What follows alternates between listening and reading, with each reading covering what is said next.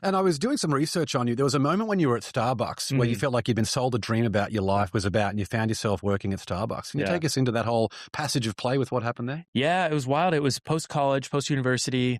I'd gotten this marketing degree. College was like really great and also fairly difficult.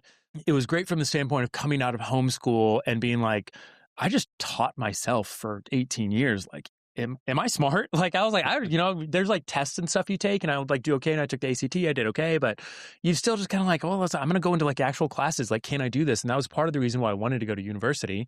I was going to go pre-med, and then kind of along the way, 3 years in, I was like, this might not be my path. Slightly neurodivergent or not neurotypical, whatever you want to call it. Bulk memorization has never been one of my strong suits. And so getting to the point of like anatomy and biology and physiology where it's like, and there's no help, it's just some of the hardest teachers in the country at the University of Nebraska-Lincoln teaching anatomy and being like, here's 5 chapters.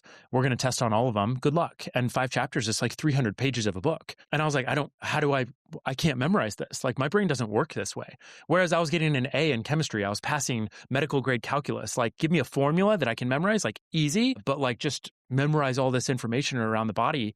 Even though I'm fascinated by it, I just couldn't do it.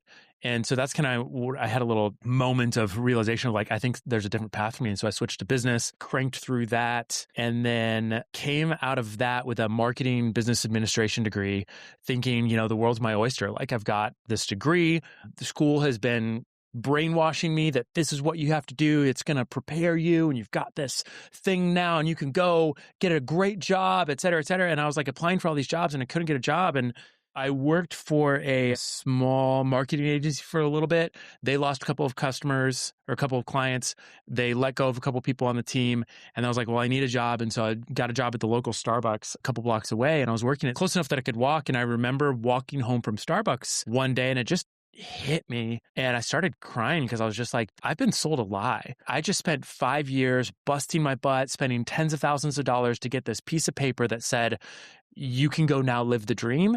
And I'm working at Starbucks making, I don't even know what it was, $17 an hour, $20 an hour, like basically the equivalent of like $28,000, $30,000 a year. And being like, this isn't the dream that I was sold. Like, and I mean, I was looking for a job the whole time. And then that's when, around the time when I found kind of my first real job, which was running events in the Midwest.